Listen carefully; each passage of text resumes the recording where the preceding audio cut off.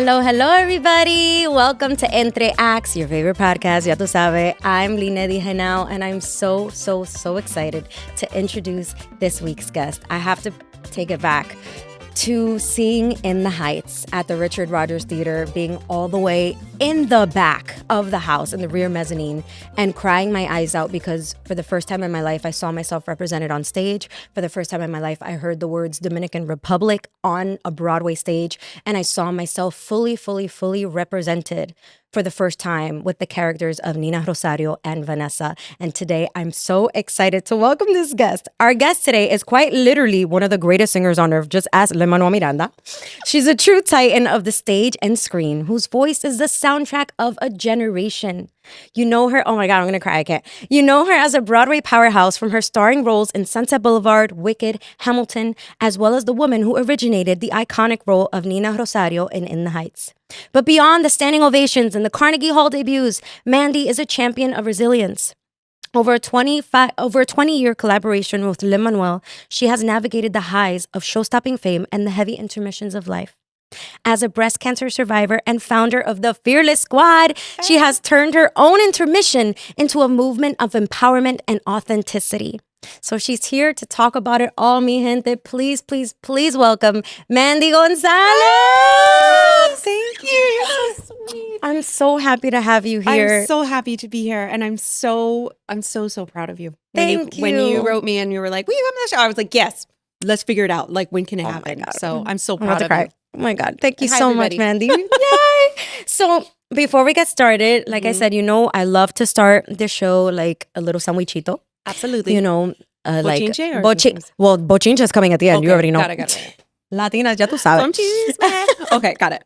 We're going to play a little game of dominoes. Okay. It's not really dominoes how the Latin culture plays it, but it's the Entre Acts way. Mm-hmm. So you're going to pick a domino, sum up that number, and that's going to pertain to a fun icebreaker question. Ooh, Are you ready? I'm ready. Okay, here we go. Okay. That's so cute. Okay, 9. 9. Dun, dun, dun, dun. Okay. The safety of a sure thing or the thrill of a total pivot? Ooh. A little bit of both. I would say, now at this time, but I think I always go for the thrill of the pivot because when it feels scary and I don't know if I should do it, I think that's like the universe's way of saying, do it and try it. I don't know why I feel that way, but I feel that way about so many things. And so, yeah, the thrill and just do it. Me too. Yeah. Okay, next. Pick another one. Oh, God, sorry. No, it's okay. I'm like, can I add? Can I see this? I haven't had coffee today. This is 4. 4. Okay. The room where it happens or the heights? Ooh, that's really hard. I'm sorry. But I have to say the Heights. Eso. Yes, You already know. Absolutely. That represents so many things. Such an incredible time in my life, but also just so much joy and love. And I got to spend a lot of time in Washington Heights, like doing research, but also like we did the commercial there and everything, and everybody would come out and I go to the United Palace all the time and for the movies there, and just to be part of that community is a beautiful thing. Oh, I love that. Mm-hmm. Okay, next. Oh God. So bad at this, obviously. Okay, 11. 11. If a classic New York City deli named a sandwich after you, what would be in it? What's your favorite sandwich? Okay, absolutely. Okay, so this is my favorite sandwich, and I'm super weird. Okay, I can't wait. It has to be on a roll. Yes. Please let the roll be fresh. It would have cheddar cheese, turkey, lettuce, tomato, pickles is like a must, and mustard and mayonnaise, and yeah, that's it. Yes. Do you like it pressed or no? No pressed. No pressed. I don't want it hot. That's why it's like it has to be fresh. It has to be like, and it never disappoints. Oh, that sounds amazing. Yeah. So oh my gosh. Okay, last one. Oh God. This is like in my family playing a game. They're like, man, do it. Okay, 5. 5. Okay. New York pizza or California tacos? California tacos. Oh. Absolutely. I was just there and there's nothing like it. I mean, what is it? Number One Tacos, which is like right around the corner. Right around the corner. They're really good, but it's like anywhere you go in California, like a taqueria, like you can just stop at the corner and the tacos are going to be incredible. Literally. So I'm it makes from New me feel York like and I agree. home. And my abuelita and the fresh like tortillas and all of that. Like it makes me feel like home. Oh my gosh, I'll never forget when I visited my brother in LA. We went to the parking lot of a mechanic at night, and there was a woman who was making the tortillas like fresh. Uh-huh. And that's when they say that you know it's going to be a good taco, when it's like in the most random place, right? She made the tacos fresh, Mm-hmm. and you know there's only specific toppings, and I probably had about 7, but they're like this small. Yeah, they're small because, you know, it's like I can just see my abuelita and she's just like, and it's part of the culture. It's just so beautiful. God. I'm I love hungry that. now. Oh my gosh. Okay, so that's the domino game. Thank you so much for playing. Hope I did okay. Okay. No, you did great. So this show, Entre Acts, right? Entre in between, was inspired by my time specifically with Bad Cinderella, right? Okay. Kind of reaching the apex of my career and feeling the external pressure, but also the internal pressure of how do I top this? What comes next? Where do I go next? And especially after all the negativity from that too, I just was finding myself in a transitional period of the unknown. I had also gotten married during that time. We were coming out of COVID, so there was transitional periods everywhere in my life. And so I wanted to provide a space to talk about that. So I would love to ask you, what does the in-between mean to you when life yells intermission and forgets to tell you what's next? Those periods in life where no one's watching, where no one knows, you know, what we're processing, what we're going through. What does that space and time mean to you? It means so many things. It means it's time for me, it's time to get creative. And that's just something that I've learned through the years. Being, you know, that wasn't your first Broadway show, but that was a big original show for you. And for me, my first original Broadway show was a show called Dance of the Vampires, which was a huge flop. And you know how that is. Like, it's just, in fact that we're Latinas and, you know, it's like, hey, we got that chance and we don't always get that chance. And so it felt like a huge failure, not just for myself, but just like, you know, doing everything and wanting to be the best, not just for myself, but for my family and like all of that pressure. Very Nina Rosario. Like, that's why I identified with that character so well. And I remember after that, some woman came up to me and was like, oh, well, so now are you going to leave the business because this was so hard? And I was just like, why would I leave? You know, and my mom, when I do have too much idle time and I feel like, oh, I don't have enough to do, like what's going on? I feel lost. My mom will always make the best comments. And she says, well, we're Gonzalez's and we Gonzalez, we work. And so my thing when I'm not, you know, in a show that's, you know, 8 shows a week or things like that, it's kind of like, okay, how do I figure out how to make a living during this time? And how do I figure out how to do that creatively? And so I think that I enjoy those kind of times because I have no trouble putting myself out there.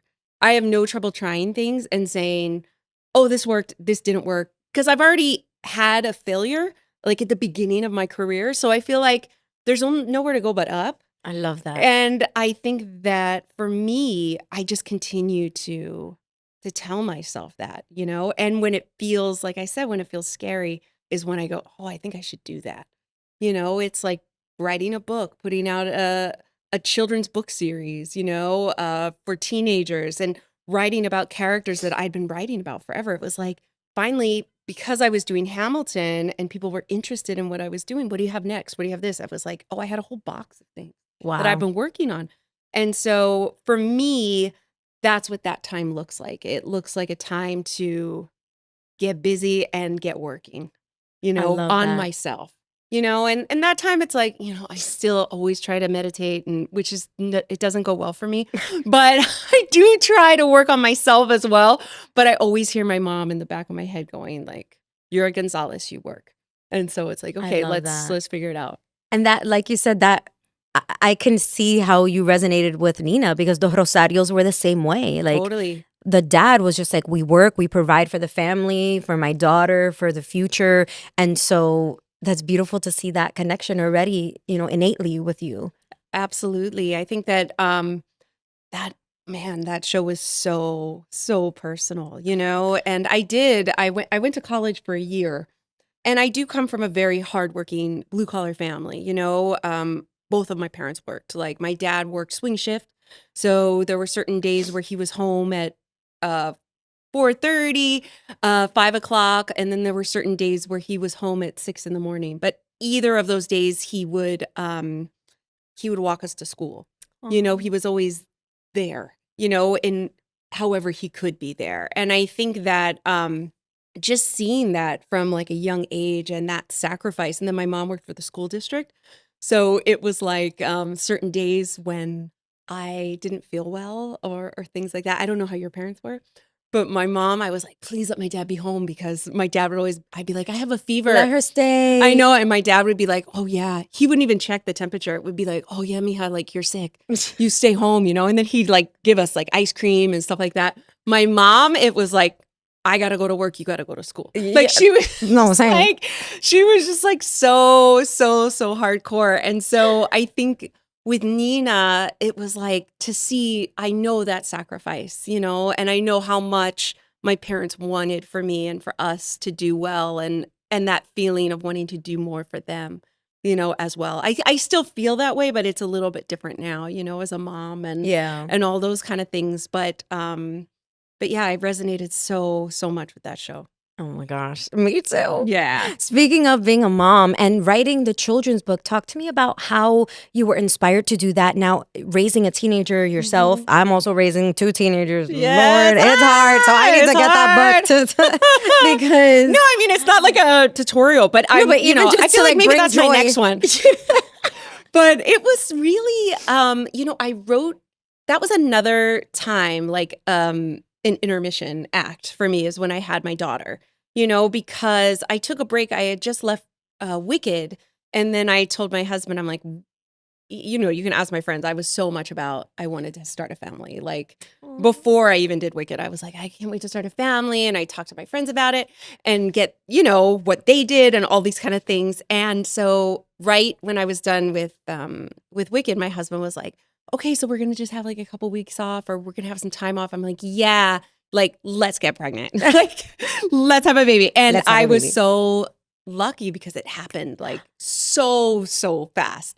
And so I really wanted to take that time. You know, I worked a little bit, but it's, you know, you can do what you can do. I wasn't in a full-time show, so I didn't have like, and now I'm going to take the break and all that kind of stuff.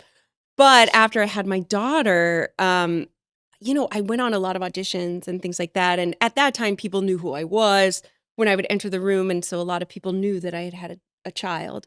And I got a lot of like weird comments, not weird, but comments by especially men in the room that would be like, oh, Mandy, like, it's so congratulations on your baby. Like, how old is she now?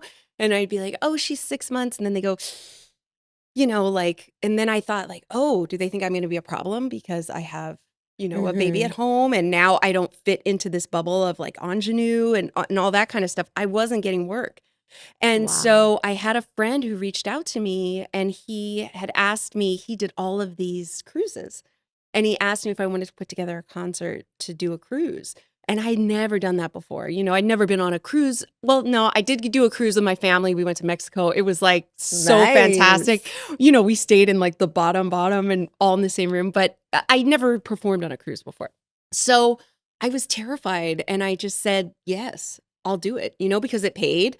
And it was like, okay, let me see if I like doing this kind of thing. And there's that fear you were talking about. Yeah, that fear. And, you know, when I was younger, growing up, I would put together my own shows and like perform them around Hollywood and to like my grandma and people that would come, you know. And so I was like, do I like this kind of thing? And I put myself out there and I loved it. I loved it. The audience was great. And it was like, oh, this is a way I can make a living and not have to wait by the phone for somebody to call me or wait to see if I'm okay as a mom to, you know, with my daughter and all of those kind of things. And so that really propelled me to start these things and these projects on my own, which also included writing, you know, and I would write all of these stories when my daughter was so young and just stories about characters and things like that I love. And then finally, when somebody was interested in my stories, you know, I would pitch them to anybody that would meet with me, any editor, any, you know, publisher, and I got rejected all the time. I got so many rejections. Nobody wanted it. But the fact that you like went out there and did that is so inspiring. And my husband's a painter, and so he has all these friends that are artists. And I hooked up with this artist friend of his, and I'm like, will you make the paintings for this? Will you make the drawings? And he did. And it was this book called Relly Shoes, which is based on my friend Darrell Grand Moultrie, who is now nominated for 2 Lucille Lortel Awards. Darrell! Congrats! But he's my best friend, and we've been best friends since we did Aida together, and we were in the swing room. Oh my gosh. And we shared a mirror, and we would look at each other anytime somebody said something shady, and we were like, oh, we're automatic best friends. And I love that feeling when you're like, yeah. or the under the table. Absolutely, you know it. Like, that's the best part. And so, I was constantly looking for stories about people that were like my friends that were on Broadway, or people that I grew up with that loved theater and that looked like me and looked like my friends. And I constantly, I had a hard time finding any of those stories, And so I thought, well, I'm going to write my own. And then when I started to do Hamilton, somebody said yes. And then I would go to these book readings, and then afterwards, I'm crazy. Like, I would go to these book readings, and then afterwards I would be like, hi, I'm Mandy Gonzalez, and, I wrote these stories and blah, blah, blah. I would meet people, like I would put myself out there. And finally somebody said yes. And so I wanted to create stories, like theater adventure novels about people that I knew. And so my first book is about this young Latina from California who grew up in really the orange groves of California, like my family, and has a love of musical theater. And along with her abuelita, she gets a part as the understudy to the understudy on Broadway, which I didn't know was a thing until I was one. And my God! And they traveled together because my abuelita, she never came to see me in a show. She was always working. And so I felt like this was my way of keeping her spirit alive and letting her have these adventures. And so it was like she's wearing her, her bata and like her hats and all these kind of things. But I decided to create these stories, and Relly is in my second story. And my friend Darrell grew up in Harlem, and so it's like a time travel story about Harlem and tap dancing and things that I love. Oh my gosh. I love that. Everybody get your Fearless Squad books. This is amazing. Aww.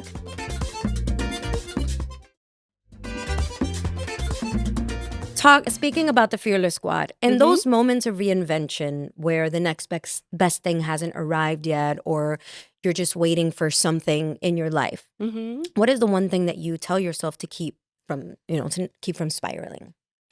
Because don't we all? Well, I think like the spiral is just part of it. True. You're right. And that's okay. Especially as a mom, I think there are those days where you're like, you get home and you just have to cry, and that's okay. You're right. I think the spiral is part of the beauty of our humanity, and then it gets you propelled to like, oh, I can't stay here. Like, I got to pick up my kid at 3, so get it together. Get it together. Like, what am I going to do? And so I think that's the secret, is just knowing that there's so many different sides to you. And for myself, like I told you, it's my mom in my head constantly.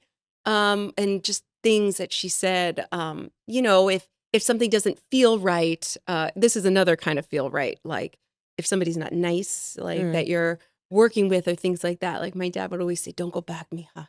Don't do this. And so it's like, I got to look at things and go, okay, what do I like doing? And who do I like working with? And what feels good? What doesn't give me that don't go back, mija kind of feeling? And there's just something in my soul that just says, you can do it. As hard as that is, I think to constantly believe in yourself, I do have that. And that comes from a long line of people that love me, and me, believing in myself and finding myself. Everybody, this is you're just dropping gems that all of us need to hear. All of us need to hear. So thank you. Thank you. Oh my gosh. Okay. So I got to see you play Norma Desmond in Sunset Boulevard on Broadway. I remember you came. Yes. Thank you for coming. Of course. Oh First of all, that production was my introduction to Sunset Boulevard. I didn't know anything about it, which is sad, but also beautiful that in 2025, right? It was last year? Yeah. That people are still being introduced to theater that has existed for however many years. So I'm a testament to that. That it's never too late. So many of my friends. Yeah. Great. So like, number one, to be introduced to that score, that story, I went down a rabbit hole and started researching, watched the movie. I was like, how did I never ever know about this? But then to also see a Latina Norma Desmond was life-changing. Again, even when researching the show, I was like, oh, had I not seen you in it, I was like, oh, this is not a role that I think I could do. And to see you and the way that you looked and your hair and just the way that you expressed yourself, I saw you bring who you are, your culture to it, was so inspiring. And to see you go from Nina, that was the first thing I saw you in, to Norma Desmond. Oh my gosh, Nina Norma. Inspired. I love that. To see you do that was amazing and inspiring. And so I would love to hear, did you take any of your experience from Nina, from your first show that you were talking about, to Norma? Like, what did you bring with you specifically, if anything, from that in between? Because Norma, there's just so much there. What did, I don't even know what I'm asking. I'm just so inspired by it. I get it. It's like I brought everything. Everything that I've ever been through, I brought onto that stage, because you have to.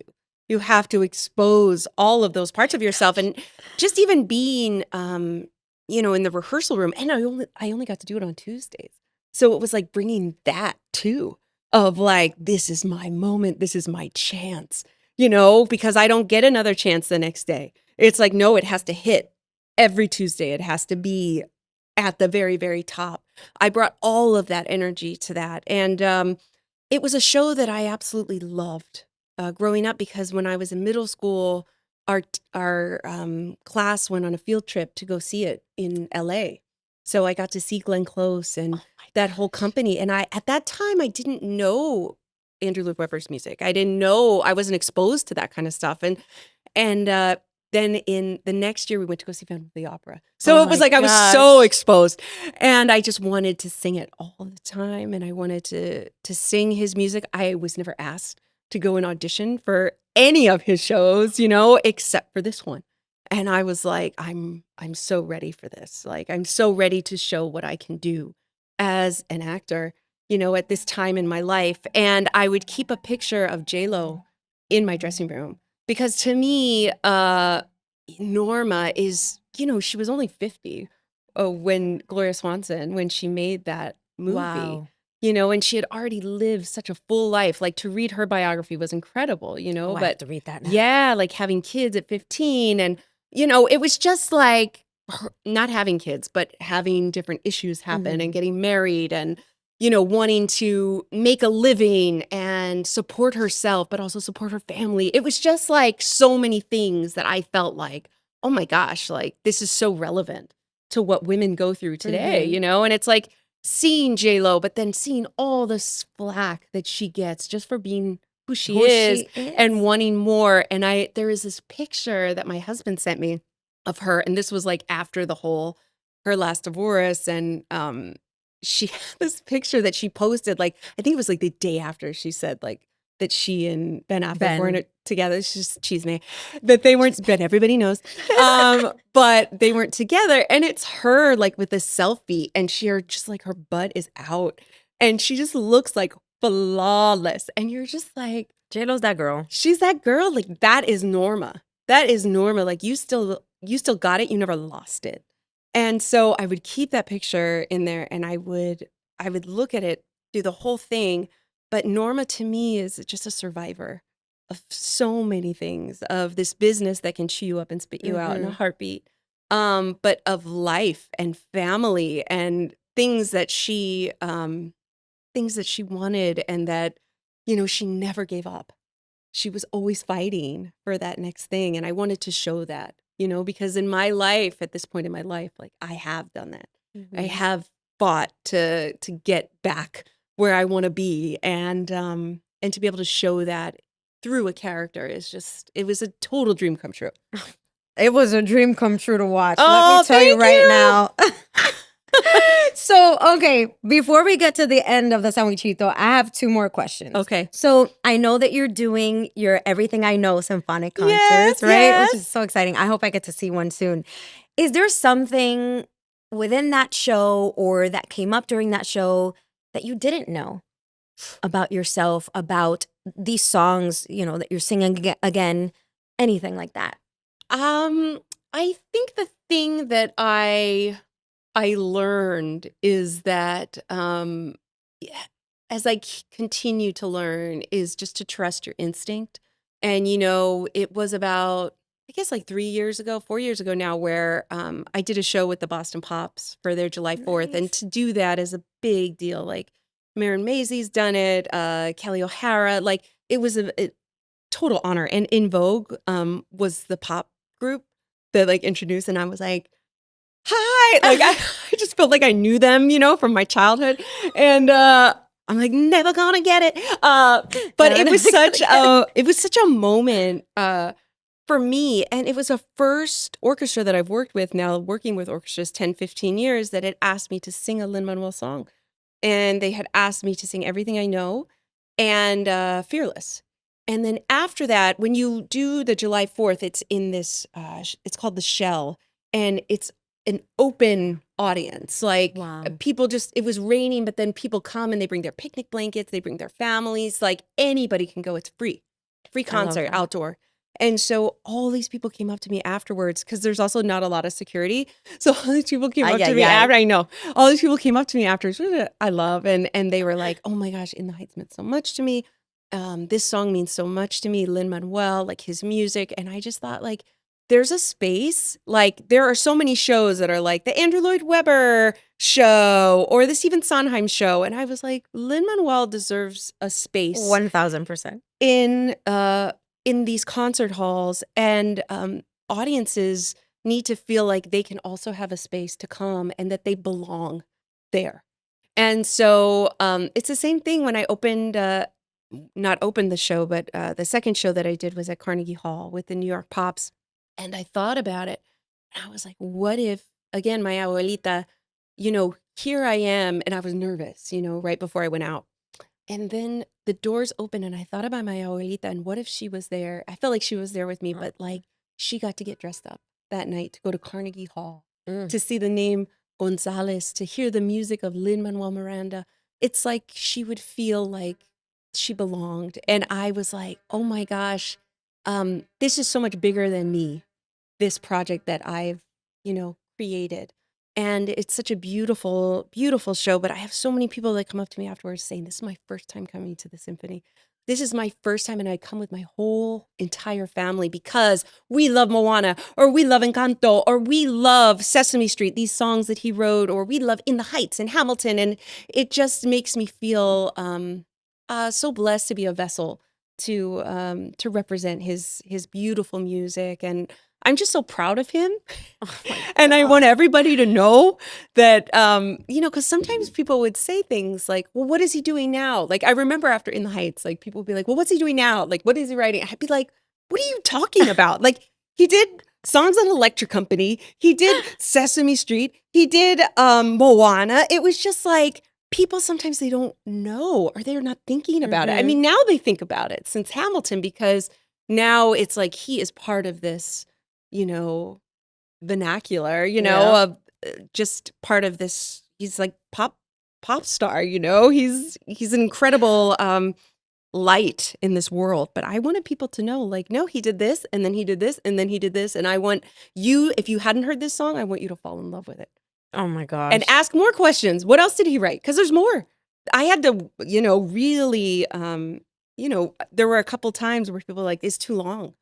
Like, you have to cut a couple songs. And I had full orchestrations for certain songs, and I had to cut them because it was just too long. Yeah. So there's so much still to discover, and there's so much that he's still writing. I know. We love you, Lin. We love you. Oh my gosh. What an inspiration, Lin, to create these opportunities and spaces for us to feel represented and be able to go to Carnegie Hall like that. Oh my gosh, what an honor. This is, It oh was my great. gosh, Mandy, you're amazing. Thank you. Okay, in 3 words, how would you describe this season of your life you're stepping into right now?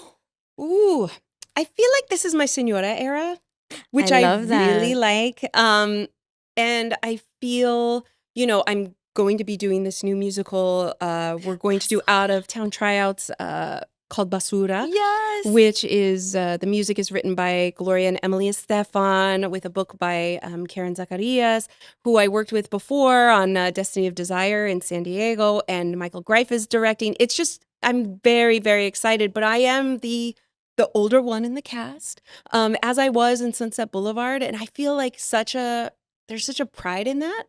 Because I am the kind of personality that's very open and wanting to talk and wanting to encourage. But I just feel very comfortable in who I am and where I want to spend my time and what I want to do and what I want to eat. When I want to have a drink, I have a drink. Exactly. It's like I don't feel like I have to ask anybody's permission anymore. And for legality things, yes. But as far as let's get it right. But as far as everything else goes, I feel very proud of this woman that I am today. So I feel like this is my Señora era. So you said 3? I love that. Yes. Okay, so 3. So Señora, and then I feel mother because I feel like that's part of the Señora, but just I want to experience as much as I can that my daughter is at this moment because she is just my everything. And then so I guess Señora, family, because my husband too.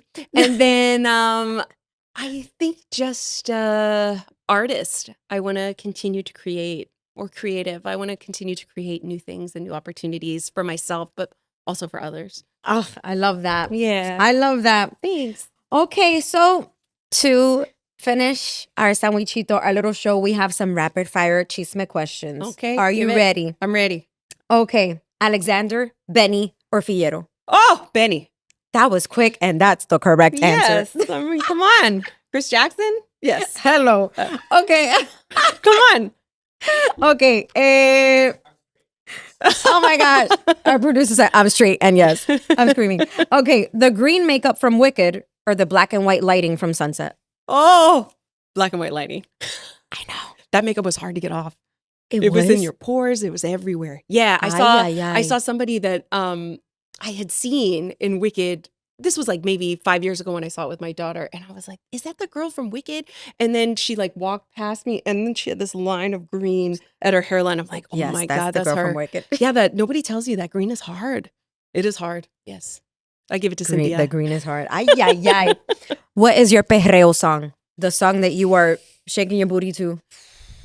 Oh my gosh. Anything right now by Bruno Mars. I feel like, I'm going to go to his concert in August. I'm so jealous. Excited. I love it so much. But yeah, and I feel like he's really making the music for the Señoras. Like, have you listened to his new album? Mm-hmm. I'm just like, and that video, I was like, this is my tias and like all the women that I grew up with. Like, this is their, he's representing. Yes, he is. I'm so proud of him, but I'm also just so proud of me and that I listen to it and I take the time. Yes, but absolutely. I'm so jealous. Where are you seeing him in August? I'm seeing him in New Jersey. Oh, okay. He's playing like all over. He's playing Madison Square Garden, like everywhere. Ay, Dios mío. Yeah, that's what I'm saying. And there's still tickets available. Oh, I know. I'm okay, not on his roster, let me take a day off from the Great like... Gatsby to go to.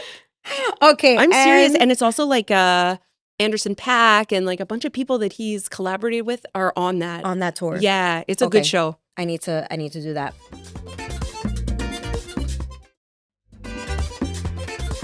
What's the one thing you always have in your dressing room? An elephant. Why?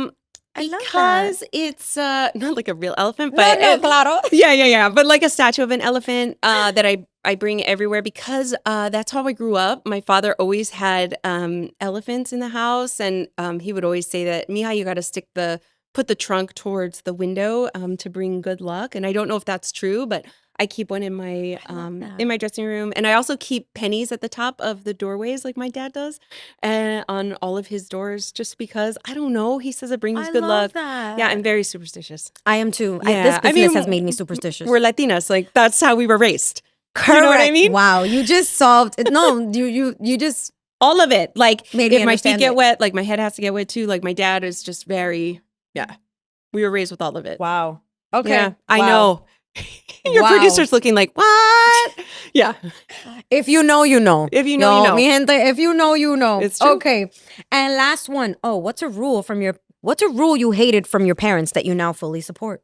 Oh, You're the youngest child, so I'm sure they were- were stricter with your They were. Like, I feel like my brother and Siblings. sister got away with everything because they, and Really? like by the time they got to me, it was like, I couldn't get away with anything. Like all the windows like had these like, what is it called? Like little door things so you couldn't open them.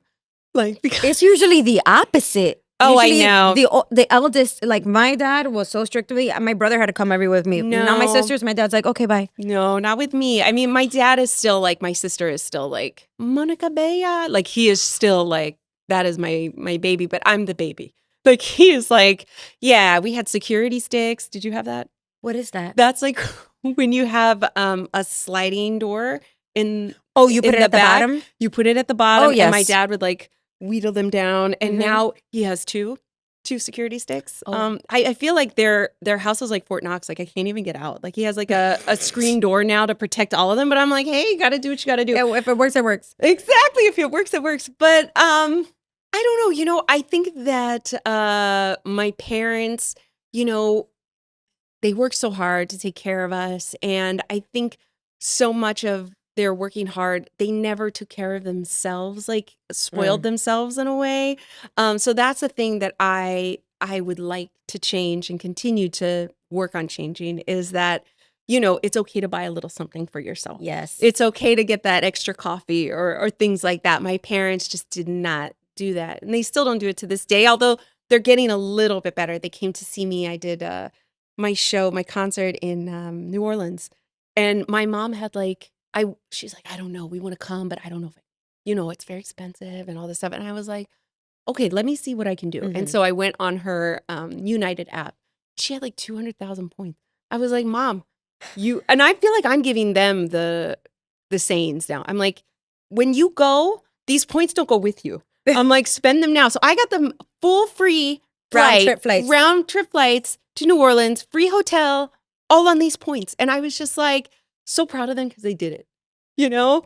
But I think that, I think we're constantly still learning as much as we can if we're lucky and our parents are still around. We're still learning from them, but we're also like taking a little bit and, you know, it's okay to change it a little bit. Yes, to tweak it. Absolutely. Yeah. Mandy, thank you so Thank you much. so much. Oh my gosh.